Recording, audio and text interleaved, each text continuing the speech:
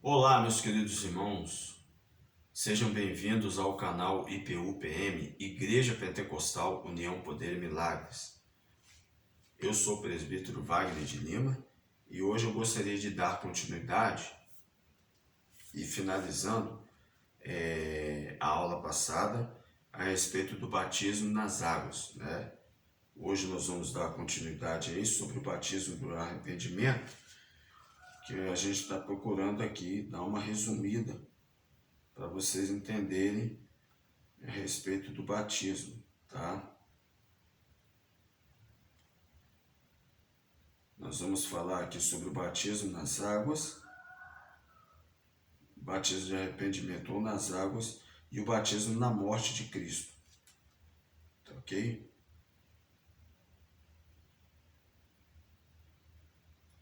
Santo Deus, amado Pai, nessa manhã nós te adoramos, te bendizemos, ó Deus meu Pai, que o Senhor abençoe, Deus meu Pai, esta segunda aula, ó Deus meu Pai, os assuntos pelos quais serão tratados aqui, ó Deus meu Pai, que o Senhor abençoe a cada lar, cada família, Deus meu Pai, representada.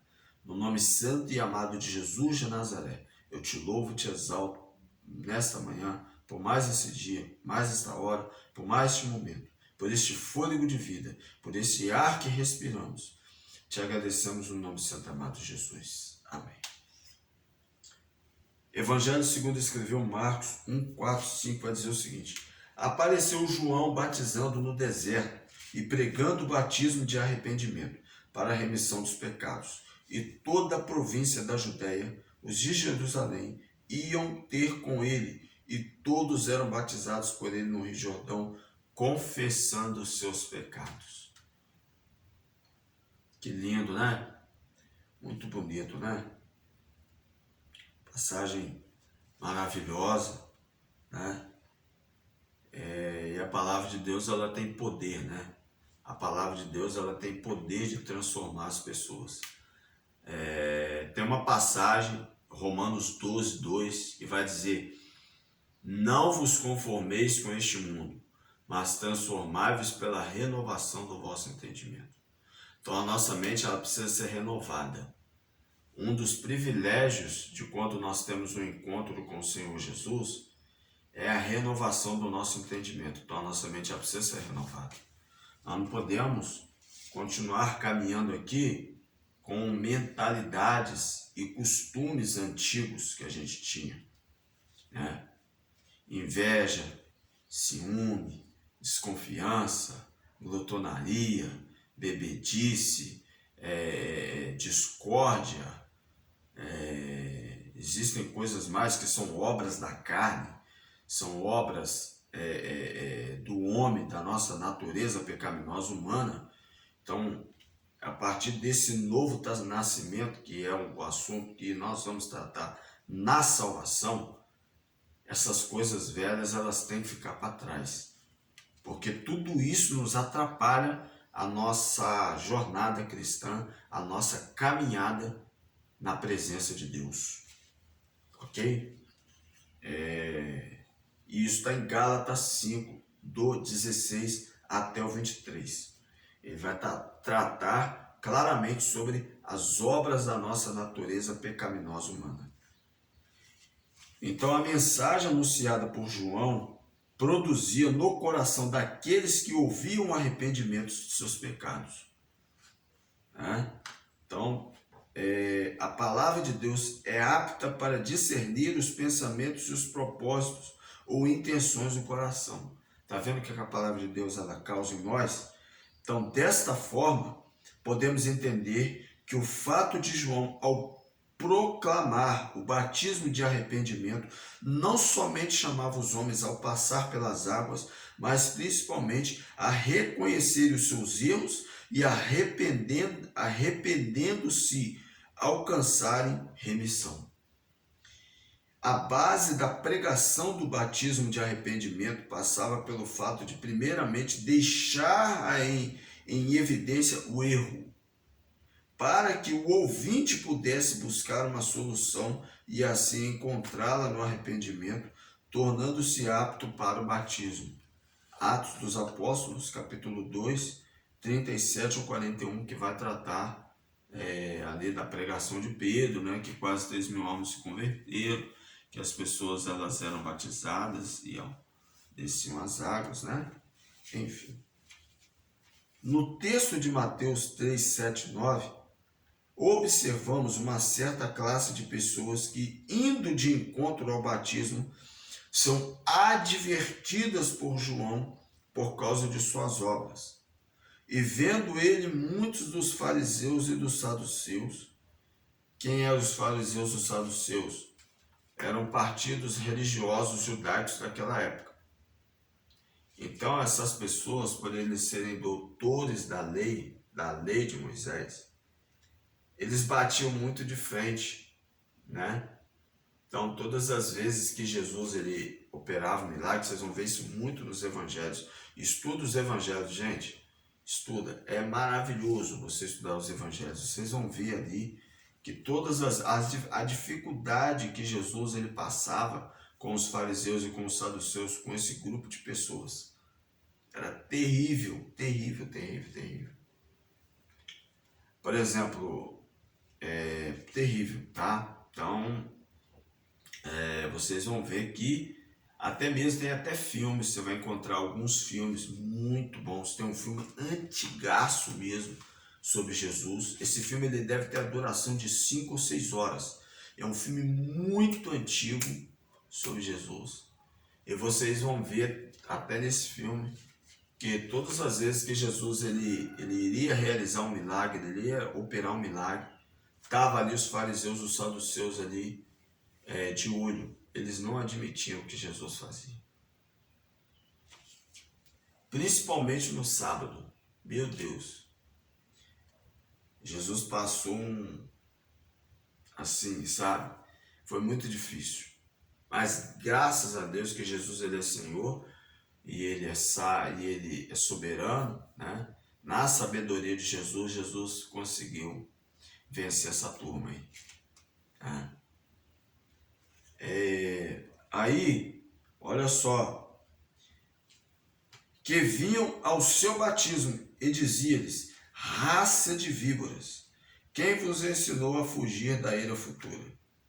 Produzi, pois, frutos dignos de arrependimento, e não comeceis a dizer entre vós mesmos: temei por pai a Abraão, porque eu vos digo que mesmo destas pedras Deus pode suscitar filhos a Abraão. Aguarda só um pouquinho.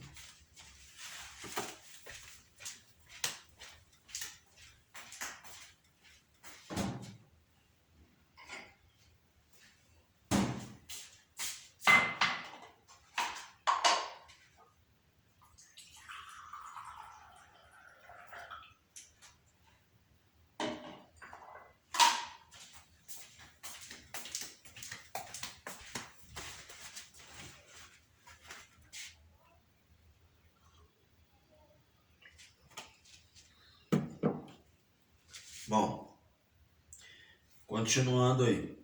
E também agora está posto machado à raiz das árvores.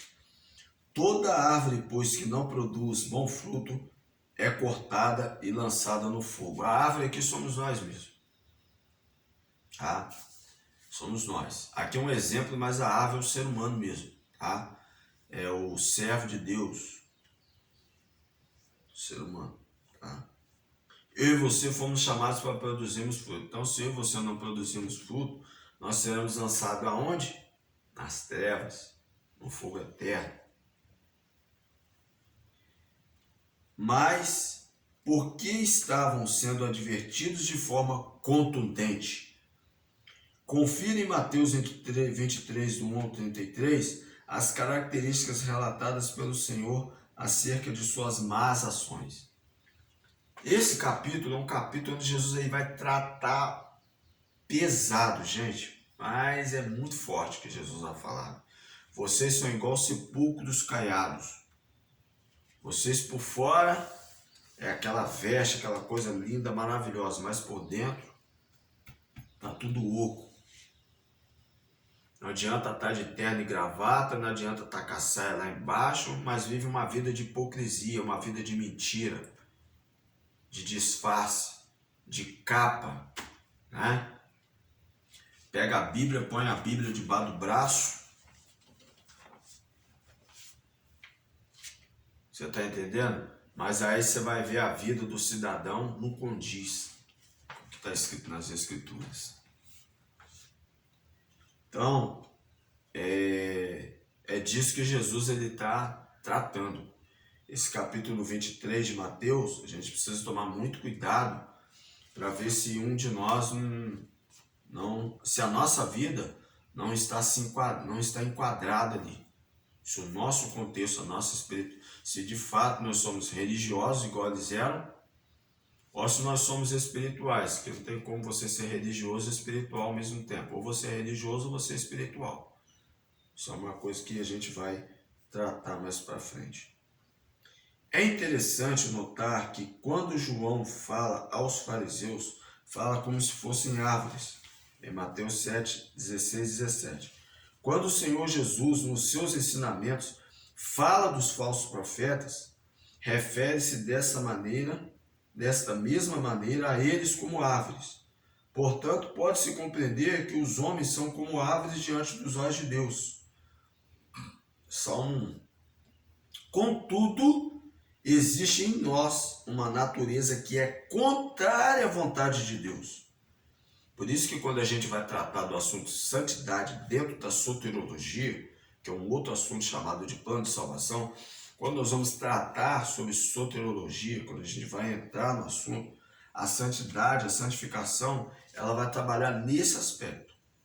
Ela vai trabalhar o tempo todo contra a vontade do homem, para que a vontade do homem seja a vontade de Deus.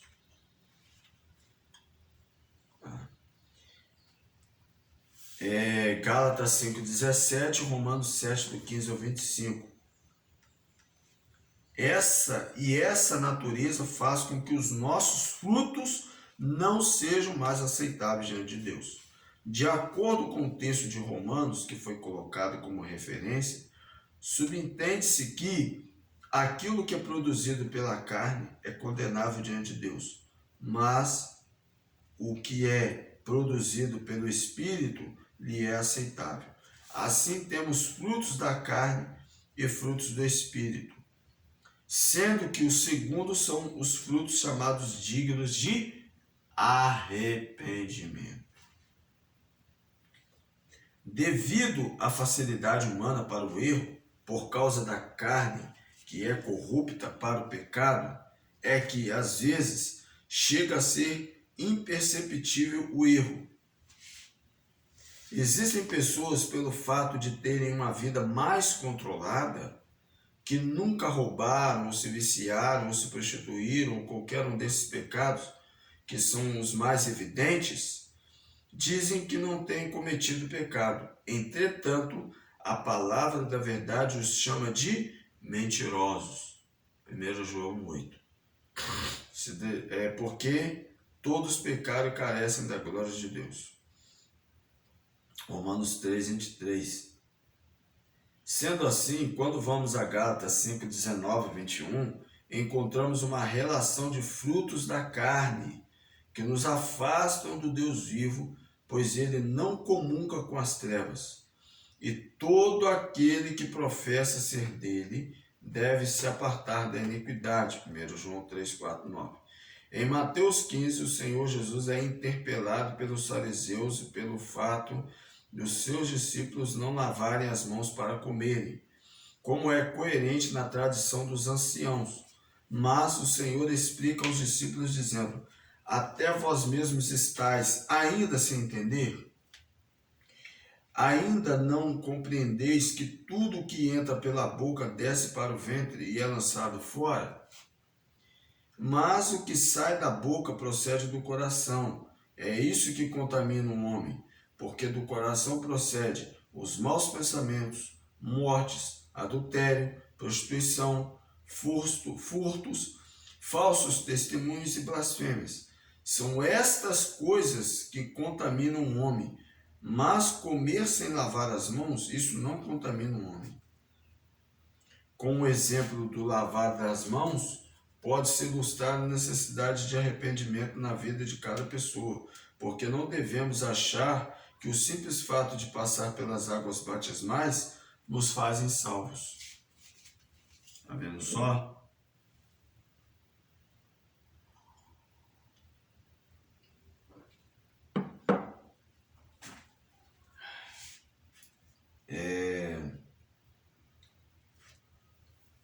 É necessário que haja em cada alma o anseio de deixar ser transformada pela palavra de Deus. O dicionário Michaelis, acho que é isso mesmo, obtemos a seguinte definição para a palavra arrepender-se: doer-se, penitenciar-se, mortificar-se, mudar de ideia.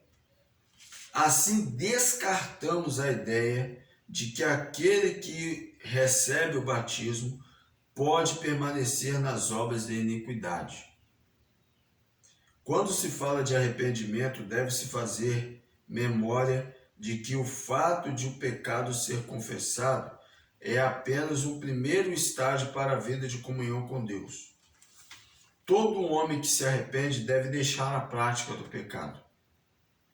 Este ato é chamado de conversão. Converte-se no caminho da iniquidade que conduz à morte para o caminho da santidade que conduz à vida. Aí tem várias referências aqui, Provérbios 28:13, Atos 3:19, Jó 34:31, tem várias passagens.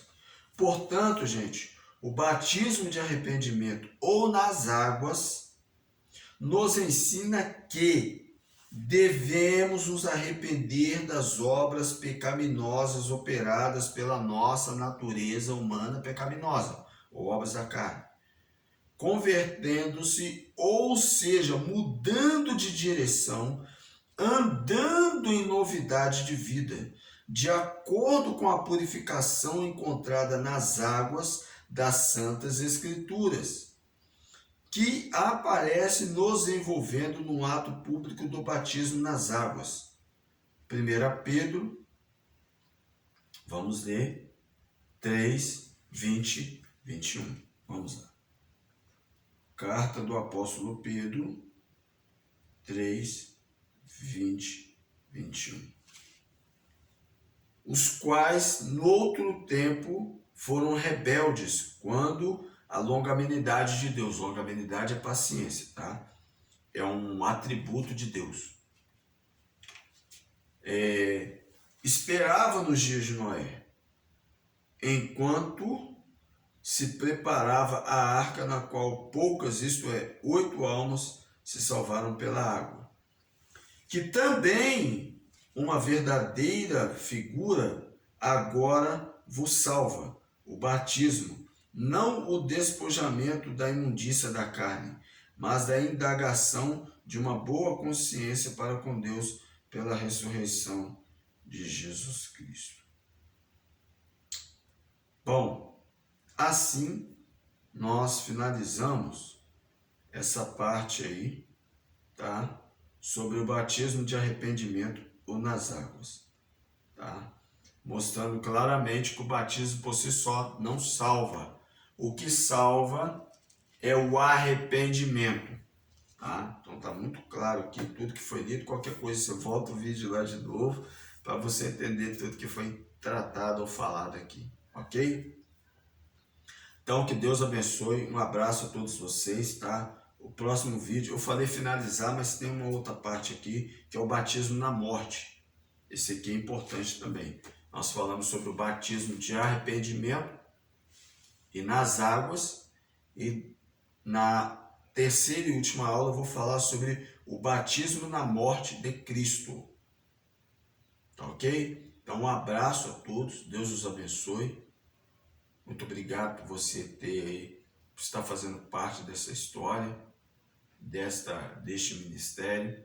Que Deus abençoe, que você seja bem-vindo, tá? E na próxima aula a gente vai estar aí falando sobre o batismo na morte de Cristo, ok? Deus abençoe, um abraço.